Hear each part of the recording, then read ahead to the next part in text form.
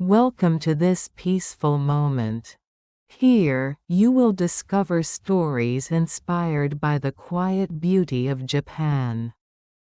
Each tale is like a soft breeze through a bamboo grove, carrying you away from the worries of the day. Imagine the scent of blooming cherry blossoms and the gentle flow of a nearby clear stream. Let these words and sounds cradle your mind in calm and serenity. Tonight, permit yourself to drift into a restful sleep. Let us begin this journey together. Lotus petals on still water. Beyond several winding mountain paths, there was a small village called Mizuhara. It was surrounded by emerald rice fields and quiet cedar forests. At the center of the village lay an ancient pond. Its surface was always calm and clear, like a mirror. At dawn, it reflected another sun, and at night, it held the image of a silver moon like a small coin. The villagers called it the moon viewing pond and believed that something sacred lived there. In summer, lotus flowers bloomed on the water. Their thin petals opened slowly in the breeze, drifting like fragments of a dream. Some people came to pray for health. Some simply sat on the stone steps, letting their hearts grow still as they watched the flowers sway. Among them was a young woman named Ayaka. She was a gifted weaver, known far beyond the village for her beautiful cloth. Yet deep inside, she carried a quiet shadow. She had lost her parents when she was a child and had been raised by the villagers.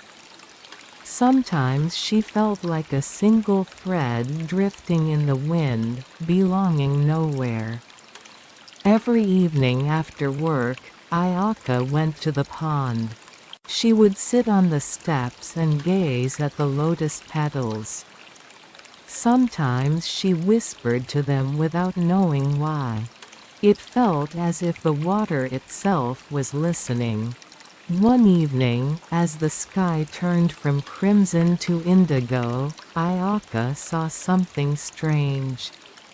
A single petal fell onto the water and drifted toward the center. At first, it looked ordinary. Then she noticed that the ripples it made began to glow faintly. It shimmered as if catching the moonlight before the moon had risen. Ayaka held her breath. The ripples touched another lotus, and that flower too released a petal. It was as if the pond itself was breathing. The next day, she returned with a small lantern. Its light spread gently across the surface. Again, the petals floated slowly, as if guided by something unseen. Ayaka longed to follow them, but the old boat tied to the shore had not been used for many years. "You have been watching those flowers every night," said a kind voice behind her. It was Masaki, the village elder. "Beauty alone will not fill your heart." Ayaka lowered her eyes. "It is not just beauty," she said softly. "Sometimes it feels as if they are speaking to me." Masaki was silent for a moment, then looked far across the pond. "Long ago," he said, "people believed lotus petals carried prayers. If you entrusted your unsaid feelings to the pond, the petals would deliver them to the spirits. Perhaps you are hearing those prayers."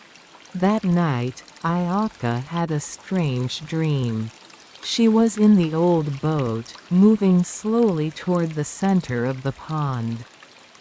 Countless petals glowed like lanterns, circling her.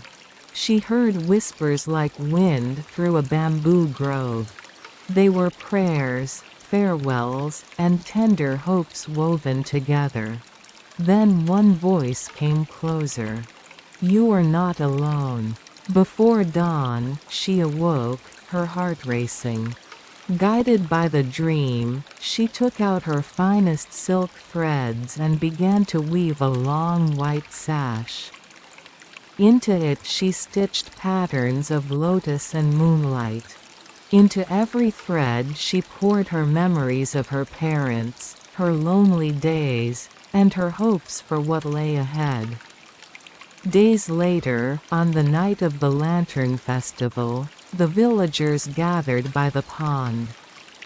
They released lanterns onto the water, each glowing softly in the night breeze. When the crowd thinned, Ayaka stepped forward to the stone steps. She held the white sash and let it float gently on the water. It drifted slowly, winding its way among the lanterns. The lotus trembled softly. A breeze brushed the surface, and petals began to circle the sash. The lantern light brightened, painting the pond in gold.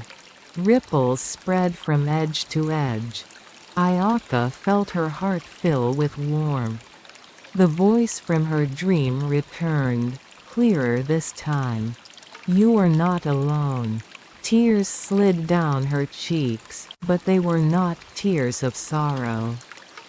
The pond was alive. It had been carrying countless prayers for generations, and still carried them even now.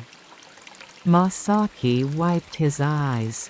"The pond remembers," he murmured. From that night on, Ayaka's sash floated among the lotus petals. That summer, the lotus bloomed more beautifully than anyone could remember. Visitors felt a strange lightness in their hearts when they came to the pond. Travelers carried the story far beyond the village, the moon viewing pond, the sash woven with memories, and the countless prayers carried by the water.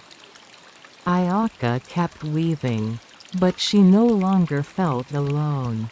At night, she still came to the pond, gazing quietly at the drifting petals. She no longer whispered her troubles. Instead, she listened. She listened to the wind, the soft sound of water, and the many voices carried upon its surface.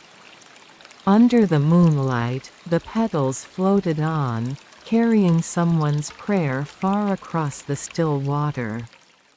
The Golden Pavilion's secret.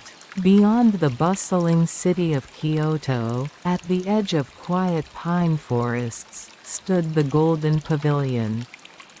Its walls shone softly under the morning sun, and its reflection in the still pond below seemed like a portal to another world. Travelers came from distant lands to admire its beauty. Monks tended the gardens, sweeping fallen leaves and guiding visitors with serene smiles. Yet few knew that within those golden walls lay a secret older than the city itself. A young novice named Ren had arrived at the temple only 3 months earlier. He was quiet and observant, with eyes that lingered on small details. The older monks praised his dedication to chores, yet sometimes they caught him staring at the pavilion's upper tier long after evening prayers. Ren felt there was something hidden, something the other monks ignored or perhaps guarded in silence. One evening, when the last visitor had gone and the lanterns along the path flickered gently, Ren stayed behind in the garden. He crouched near the pond, tracing ripples with a fallen maple leaf.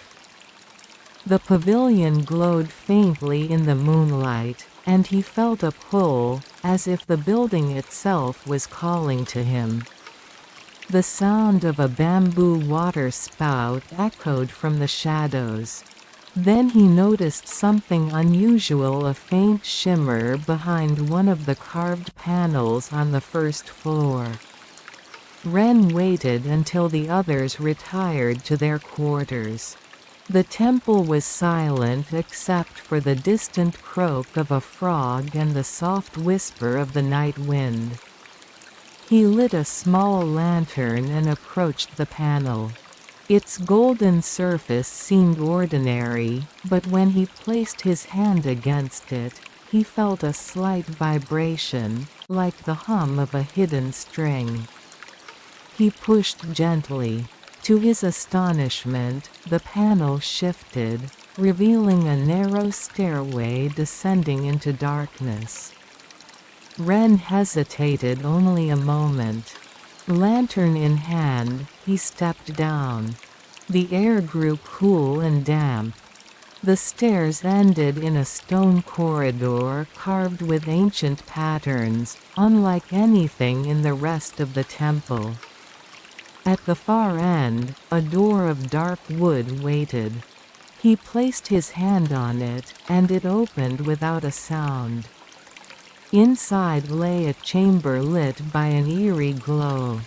On a pedestal rested an old bronze mirror, its frame etched with lotus petals and kanji worn smooth by time. Before it lay an altar with faded offerings, dried flowers, a broken incense holder, and a folded piece of silk cloth. Ren approached carefully, feeling the weight of centuries pressing on his shoulders. The mirror's surface was strange. It did not reflect his lantern or his face. Instead, he saw shifting images of forest in winter, monks chanting in a language older than Japanese, and finally the pavilion itself. Not golden but wrapped in plain wood, standing alone in a misty valley. Ren gasped. The images changed again, showing a monk placing something within the mirror frame, a crystal shard that glowed like a captured star. A whisper filled the chamber, soft but clear. "Guard the light. Guard the secret." Ren stepped back, heart pounding. He realized the pavilion was more than a place of worship. It was a guardian, built to protect this mirror and the strange power within it. A sudden sound made him turn. In the doorway stood Elder Jiro, the oldest monk of the temple. His eyes were calm, but Ren could see no surprise in them. "You have found it," Jiro said softly. His voice echoed faintly in the chamber. "Few have. Fewer still understand. What is this?" Ren asked, gripping the lantern tightly. Jiro approached the mirror and gazed into its depths. "Long ago," he began, "this temple was not known for gold or beauty. It was a sanctuary built to guard a gift from the heavens. The crystal within this mirror holds memories of our ancestors, their prayers, their grief, and their hope for peace. The pavilion above was built to shield it from those who would misuse its light." Ren swallowed hard. "Why show me this now?" "Because you listened," Jiro replied. "You watched, you waited, and you did not come seeking power. The mirror calls only to those whose hearts are still." Ren lowered his gaze. "I do not know if my heart is still. I only felt drawn." Jiro smiled faintly. "That is enough. The secret is not a burden but a promise." You will help us keep it, and in time, you will learn to hear the voices within the mirror." They stood in silence for a long time. Ren felt the whispers around him grow gentle, like leaves drifting on water. He no longer felt like a stranger in the temple. He felt like a thread woven into a tapestry that began long before his birth. When they returned to the surface, the first light of dawn was touching the golden walls. Ren looked up at the pavilion, its reflection shimmering on the pond, and felt a quiet joy rise within him.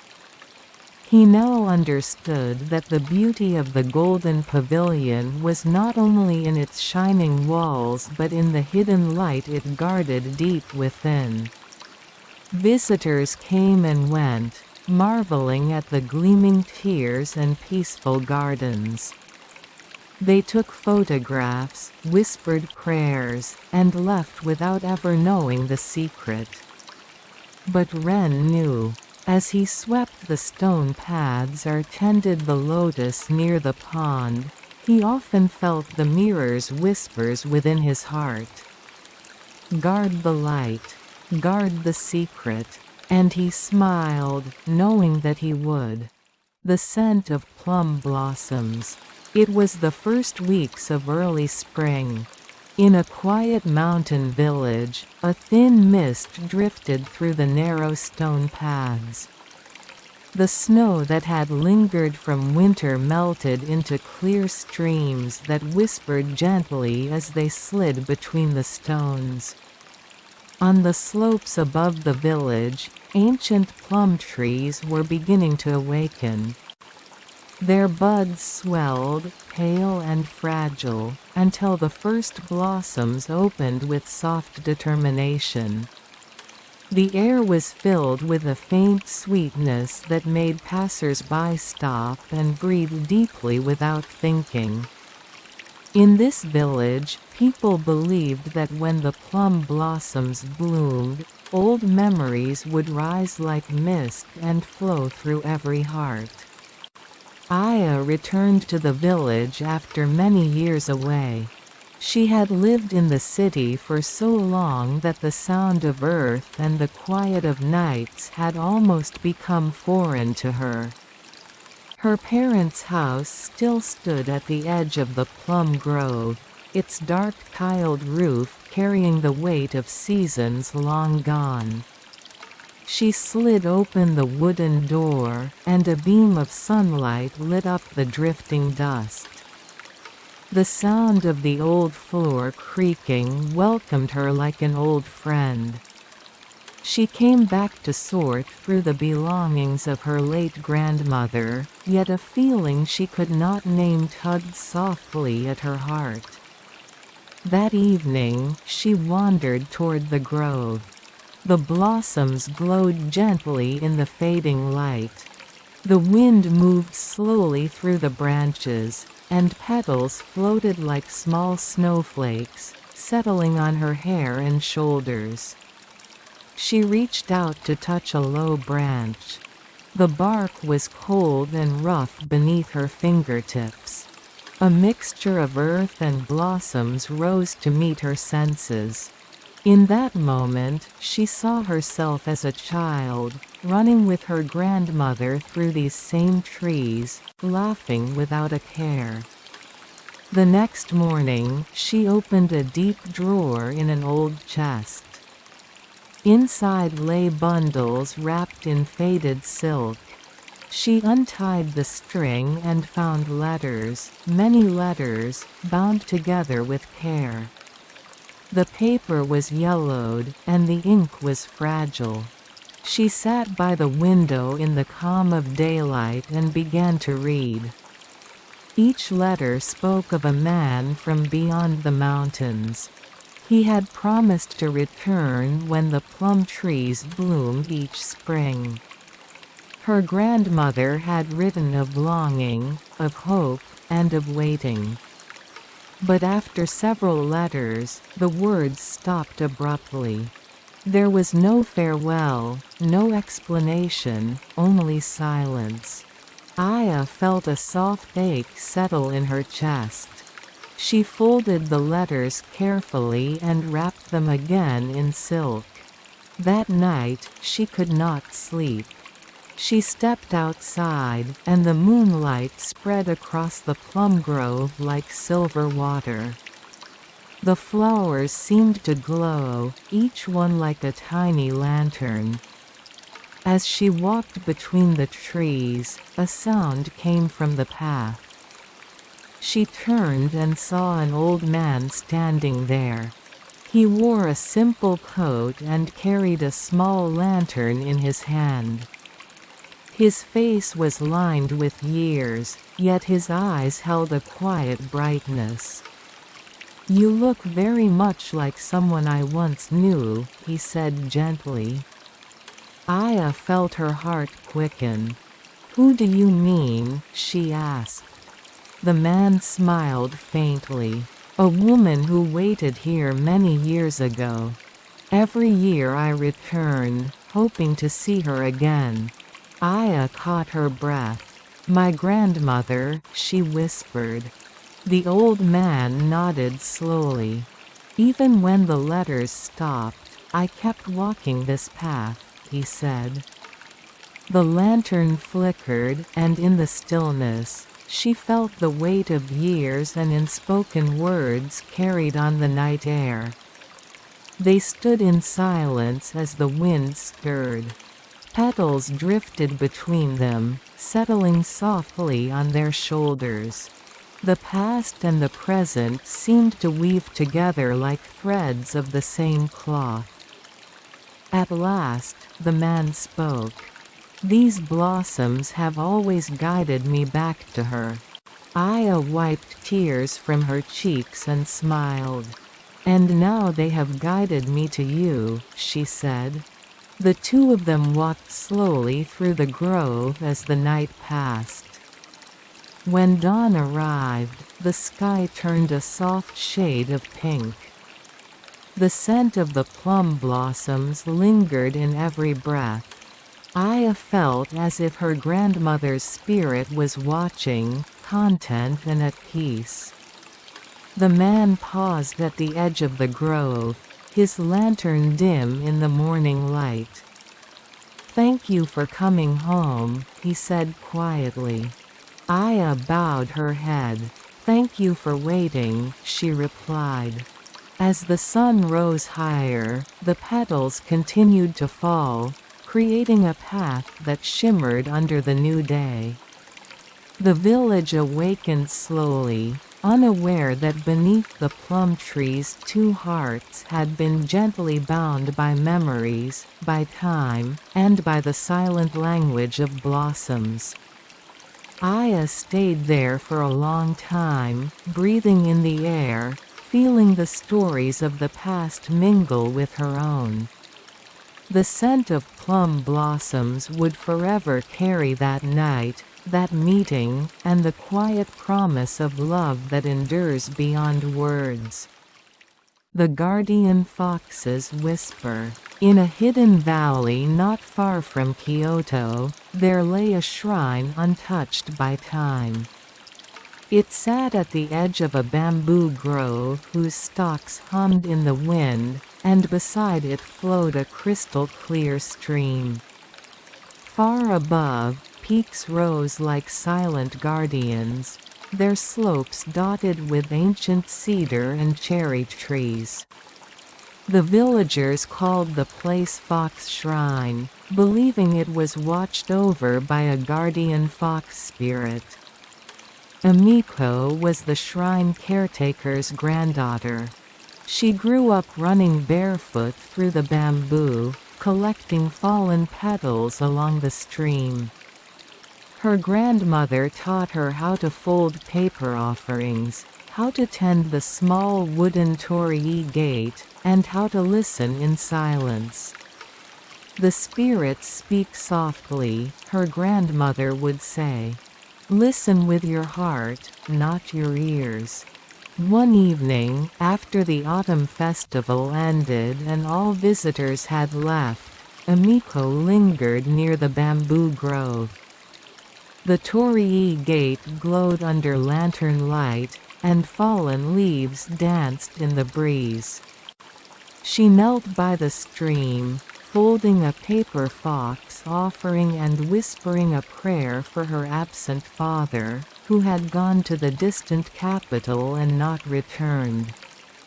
A gentle rustle caught her attention. She looked up to see a fox stepping from between the bamboo stalks. It moved with grace, its fur the color of moonlit amber, its eyes bright and curious. Emiko froze. She remembered stories of foxes who could shift into human form, but she had never believed them until now. The fox approached without fear. It tilted its head as if waiting. Then it spoke, voice soft as the rustle of silk leaves.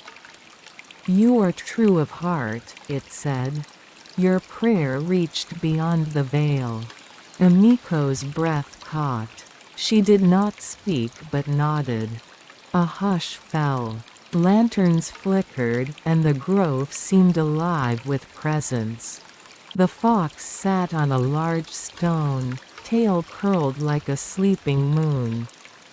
"Your father walked beyond mountains," it continued. "He left a trace in the capital but forgot the way back." Emiko felt a cold pang.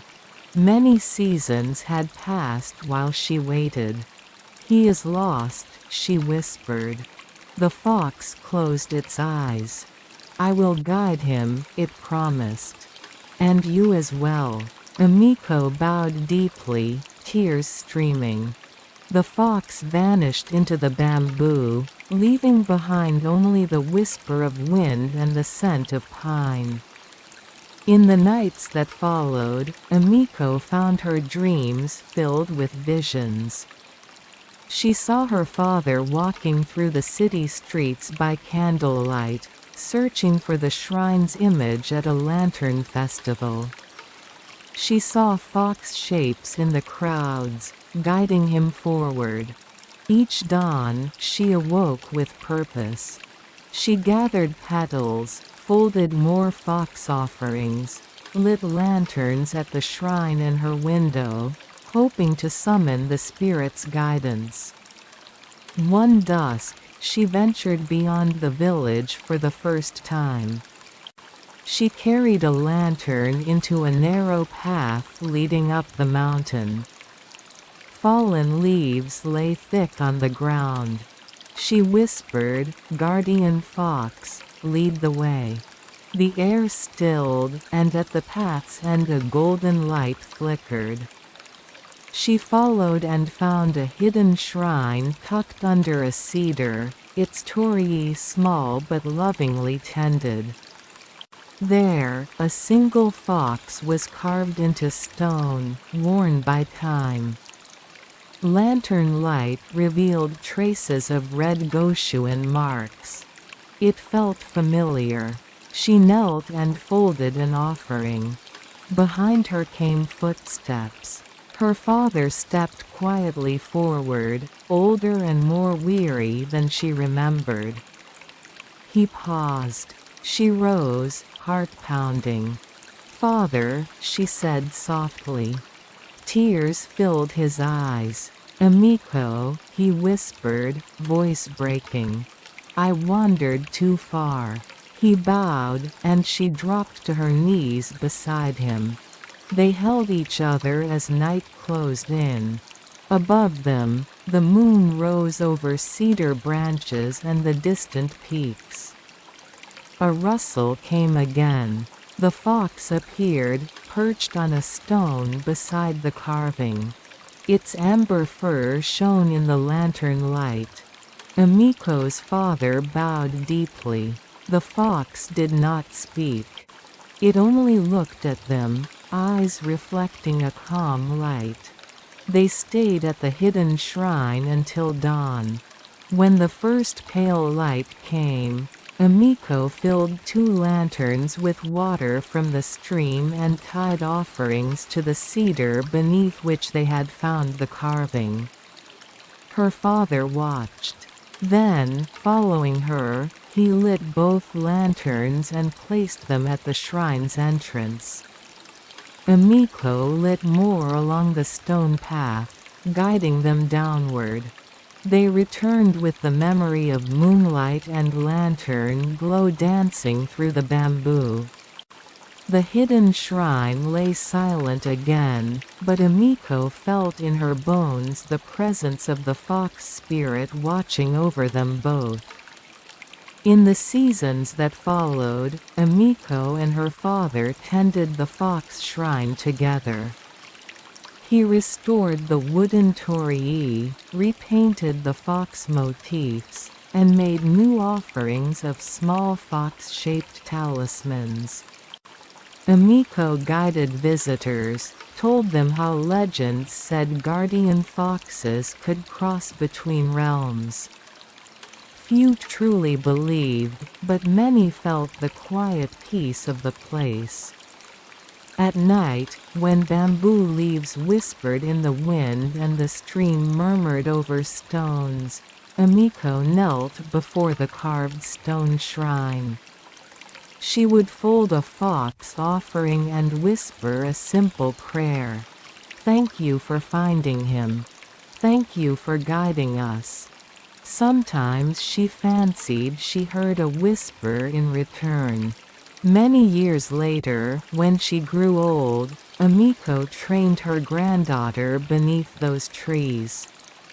She folded paper and taught her granddaughter how to listen not with her ears but with her heart. And on certain moonlit nights, long after Emiko was gone, a faint rustle would drift in the bamboo grove. 2 small fox shapes were seen walking side by side along the stone path lit by lanterns. They carried on Emiko's prayer. That the guardian fox's whisper still led hearts back home, across time, across distance, and worlds. And in the flow of water, the scent of pine, and the hush of bamboo, the promise remained. Those who wait with a true heart will never be alone. A walk through the maple leaves. Autumn had arrived at last, painting the mountain slopes in shades of amber, crimson, and gold. In a tranquil village nestled below a ridge of ancient pines, the path that wound through the maple trees was said to be enchanted. Each year, people came from far away, hoping to walk beneath the leaves and feel the magic of the turning season. Kato, a young woodworker, lived in a small cottage near the start of that maple path. He had inherited his craft from his father and shaped wood into gentle forms that carried both strength and grace. Yet this autumn, he felt restless, as if the beauty before him was calling him to something deeper. One crisp morning, leaving his workshop behind, he set out along the maple trail. Fallen leaves crunched beneath his boots, and cool air drifted through the branches above, carrying the scent of damp earth and fading sunflowers. He paused often, gathering bright leaves in his hands, pressing them gently between pages of a book. At the pond halfway down the path, the maples framed the reflection of the sky so perfectly that Kato thought the surface had become a second mirror. He knelt and placed his pressed leaves on the water. They floated, bright reds and yellows against the dark surface, drifting apart in slow circles. In that stillness, he felt a longing that stretched beyond himself. A soft rustle came from behind. He turned to see an elderly woman in a plum-colored kimono, carrying a simple wooden box. She offered him a small carved maple leaf. He accepted it with respect. The leaf was smooth and warm, as if alive. She introduced herself as Hannah, keeper of the forest path. "I come each fall to gather stories from the leaves," she said gently.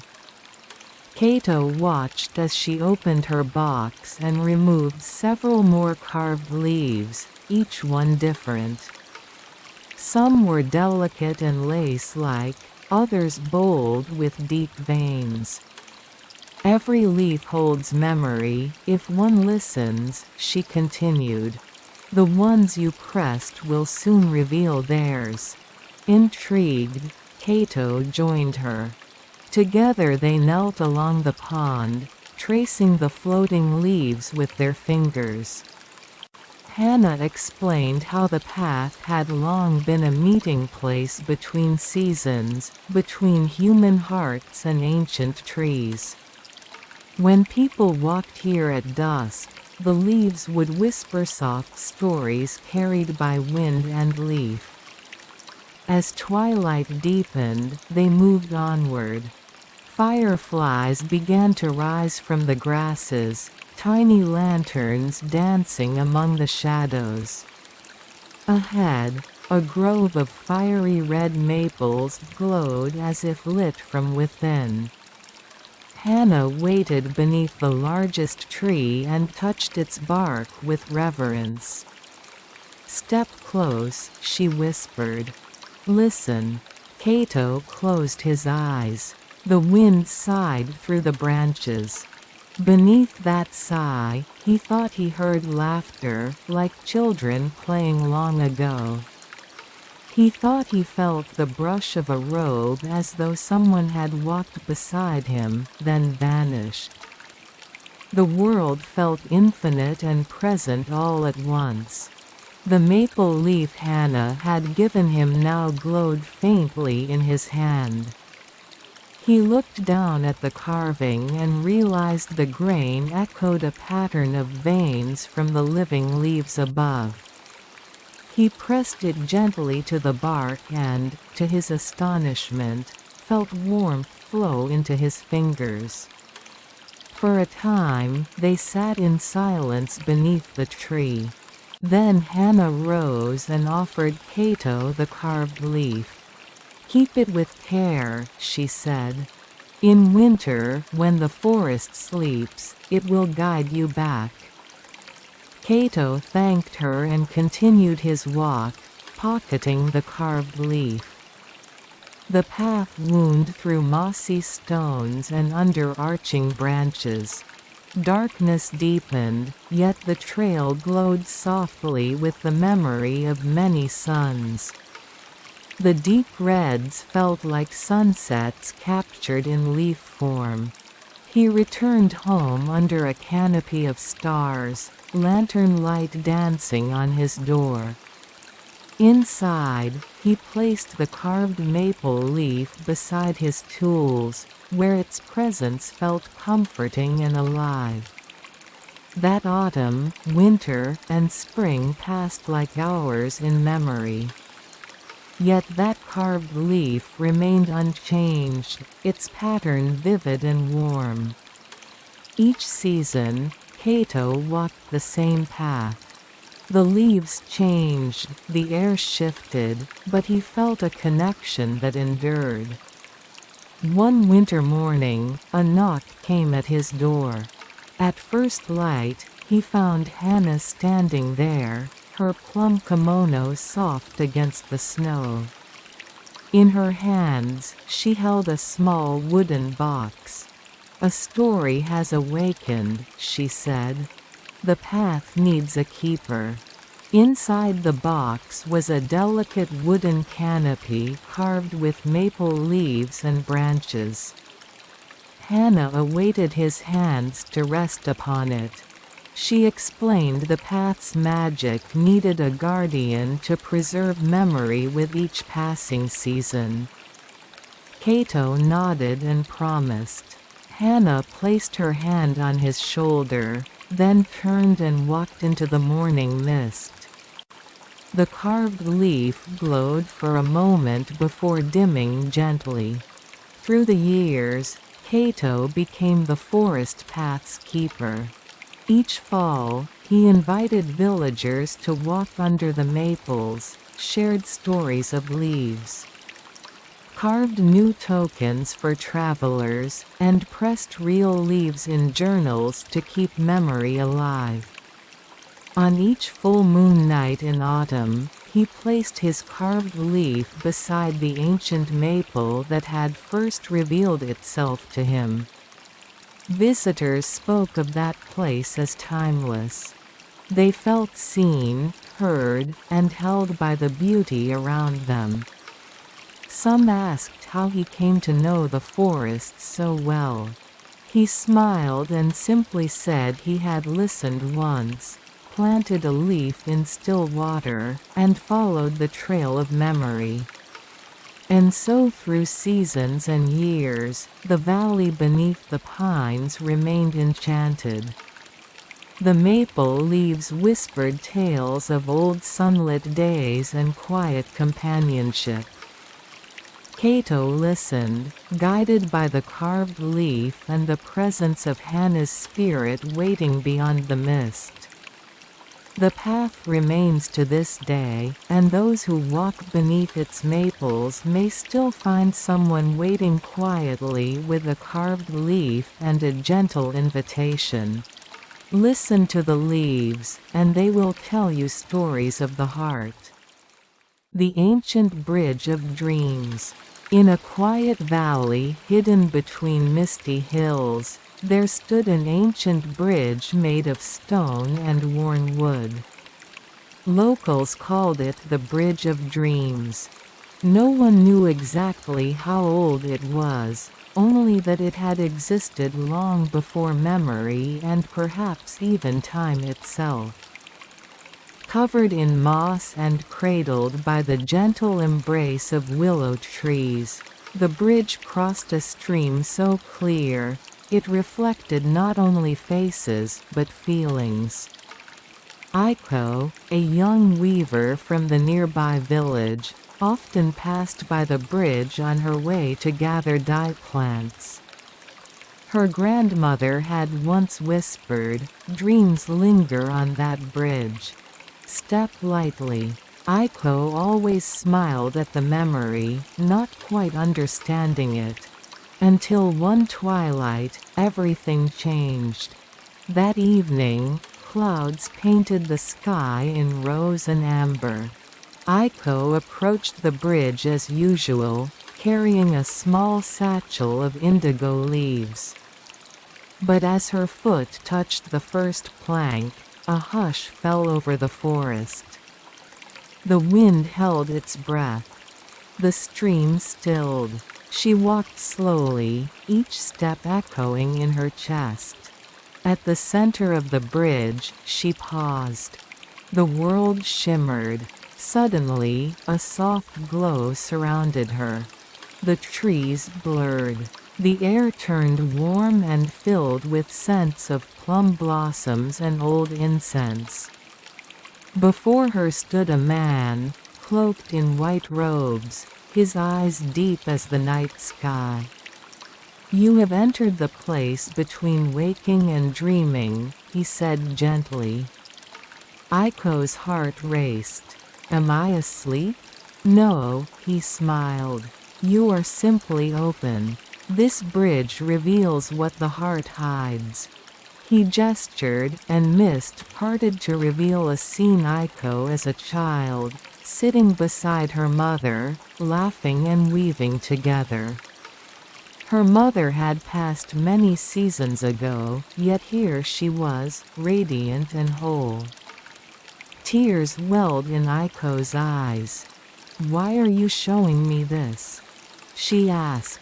"Because your heart longs to remember, and to let go." Aiko sat on the bridge floor, watching memories dance like fireflies. Her mother's voice, the scent of summer linen, the warmth of a lap she thought she had forgotten returned, vibrant and real. Time melted.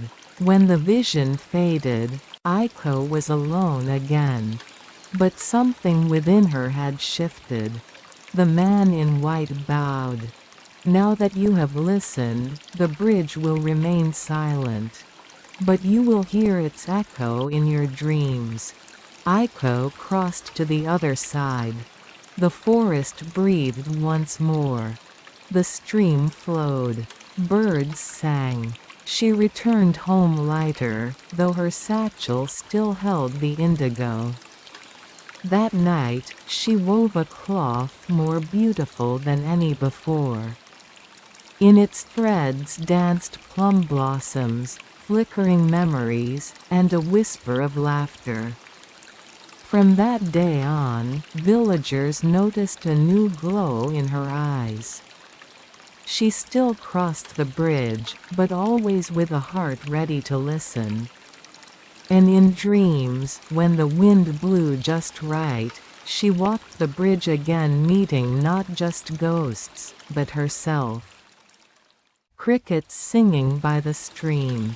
Evening softened the edges of the valley where a clear stream wound through reeds and river stones.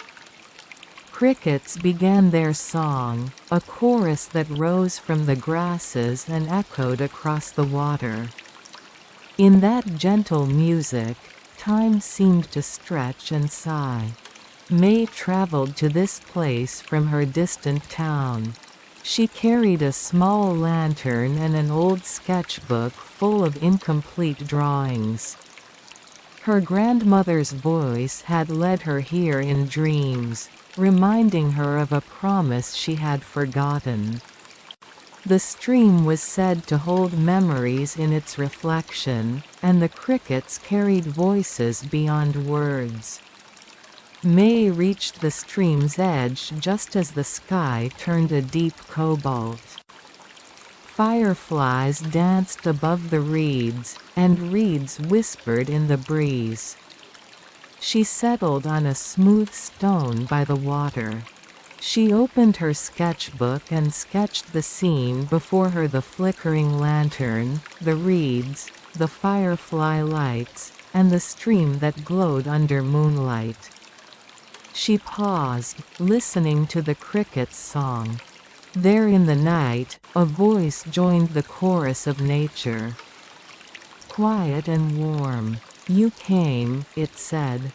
May nearly dropped her pencil. She looked around and saw a figure emerging from between willow trunks. A man with gentle eyes and a soft smile, dressed in a simple robe of white linen. He held no lantern yet glowed with his presence. "I came," May whispered. He nodded. His voice blended with the chorus. "Your grandmother asked me to find you." Tears welled in her eyes. She thought of her grandmother's laughter, her stories by the hearth. She had lost her years ago. She had forgotten the warmth of her hand. He motioned to the stream. "This water carries her memory." The crickets echo her laughter. May knelt and dipped her fingers into the stream.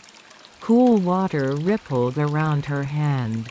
She felt a presence in the ripple, like a soft breath of wind. The man knelt beside her. "Close your eyes," he said. She did. In her mind's eye, she saw her grandmother smiling under an old maple tree, heard her voice. Teaching her to stitch cloth, smelled the scent of chrysanthemum tea warmed beside a small wood fire. She felt the comfort of home she thought she had lost. A cricket sang close by, raising its pitch. The sound traveled through her chest. She opened her eyes at the same moment tears fell. The man had bowed slightly. He stayed silent. "Who are you?" May asked. "I am a messenger of memory," he replied softly. "My name is Hoshi." He rested a hand on a stone nearby, and from it bloomed a lotus of light on the water. Fireflies glanced off its petals. "What next?" May looked at him. "Carry her story forward. Let others hear her laughter and feel her kindness." May nodded. She took a page from her sketchbook. On it, she drew the lotus glowing before her. She wrote beneath it a single line: "Crickets singing by the stream remember her voice." All at once, the air felt full.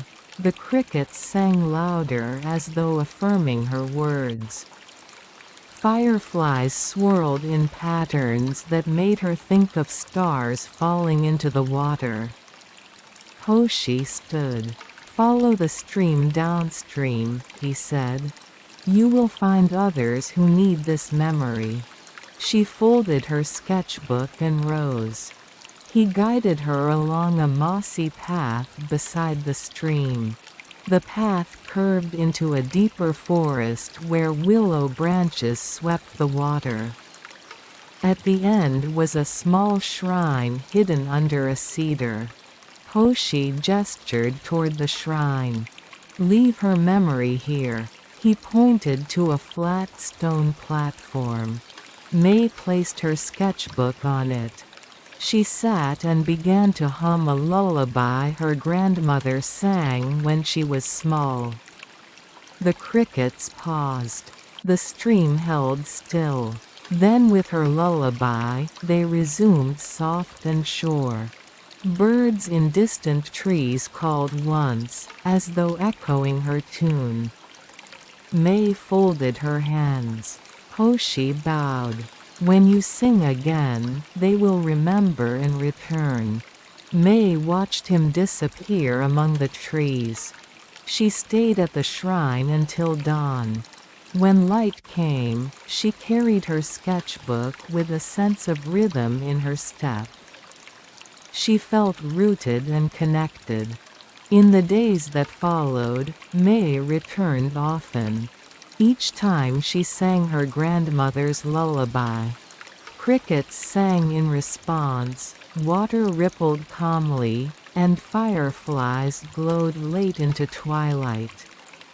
She sketched more scenes: children playing under willow shadows, elders sharing stories by the shrine, travelers pausing to breathe in the night air.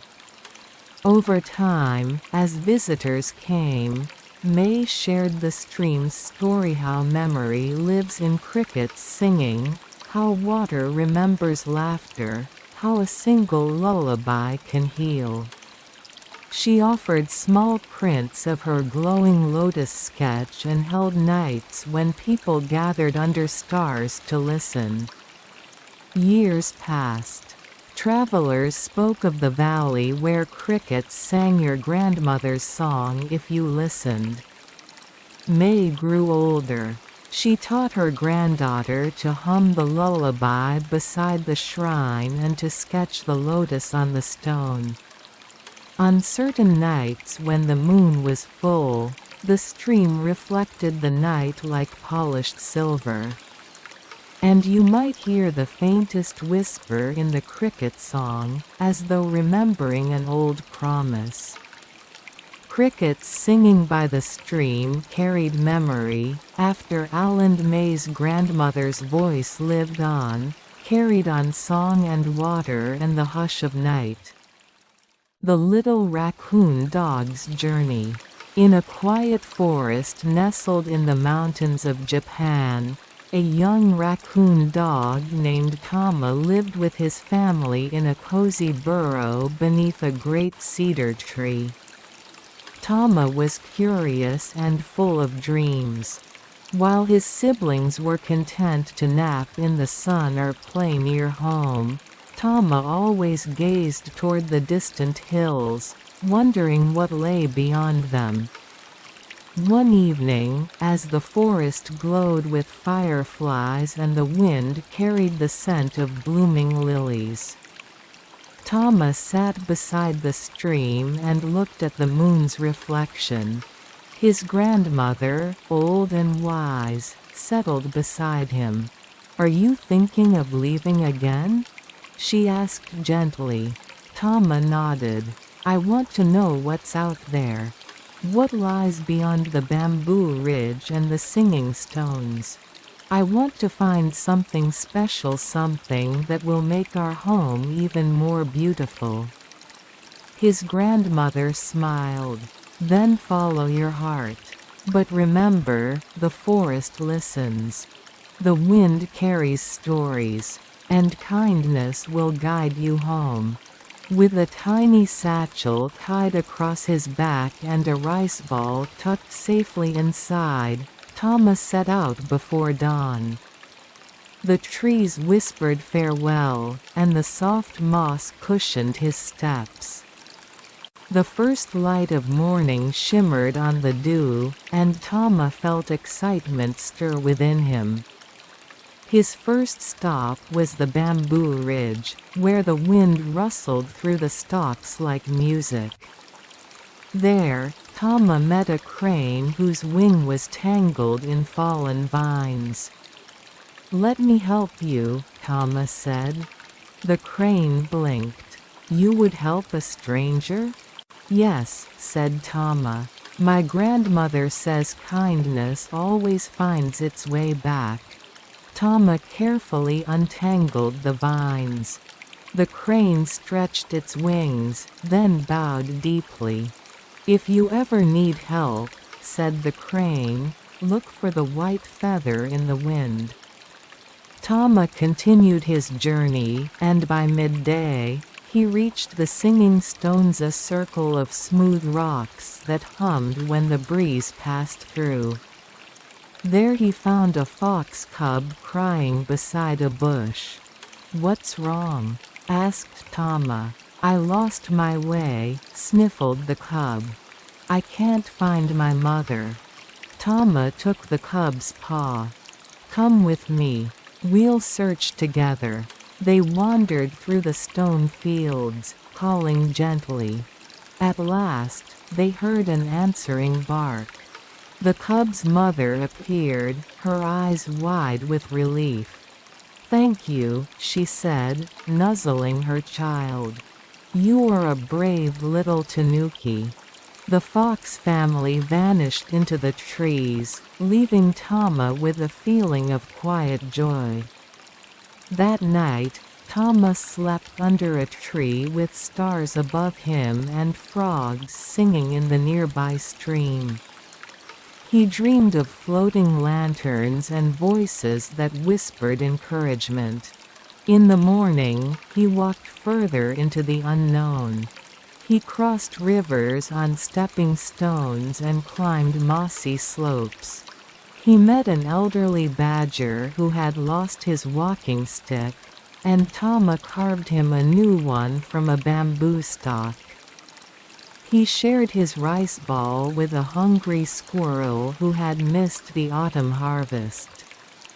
With every act of kindness, Tama's satchel grew lighter, but his heart grew full. After many days, Tama reached the edge of the world he knew. There stood a shimmering lake surrounded by sakura trees, though it was not the season for blossoms. Pink petals danced across the surface, carried by an unseen breeze. In the center of the lake stood an island with a single plum tree. Tama sat on the shore, wondering how to cross. Suddenly, a gust of wind stirred the air, and a white feather landed at his feet. The crane from Bamboo Ridge appeared, wings wide, eyes calm. "You have been kind," said the crane. "Now let me carry you." Tama climbed gently onto the crane's back. Together, they flew across the lake, petals swirling around them like spring reborn. On the island, Tama found a small stone shrine, simple and beautiful. Inside, a message was carved. The one who walks with kindness plants blossoms in the hearts of others. Tama left a pebble he had carried from his home by the great cedar, a token of his journey. As he turned to leave, the plum tree shed a single flower that landed in Tama's paw. "Take it," the crane said. "It is your gift for the forest." Tama flew back to the shore and began his journey home. Along the way, the animals he had helped reappeared, each offering food, warmth, or shelter. The fox family shared roasted chestnuts. The badger let Tama ride in his cart. The squirrel gifted him a pouch of seeds. When Tama returned to the great cedar tree, he planted the plum blossom near the stream. His siblings gathered around, and his grandmother smiled. Seasons passed. Where Tama planted the blossom, a tree grew, one that bloomed in every season. Travelers came from far forests to see it. Birds sang louder. The wind carried laughter. Tama never stopped exploring, but he always returned home, each time planting a new kindness along the way. And at night, when the moon shone over the forest, the stream sang softly. And crickets told stories of the little raccoon dog whose journey made the whole world bloom.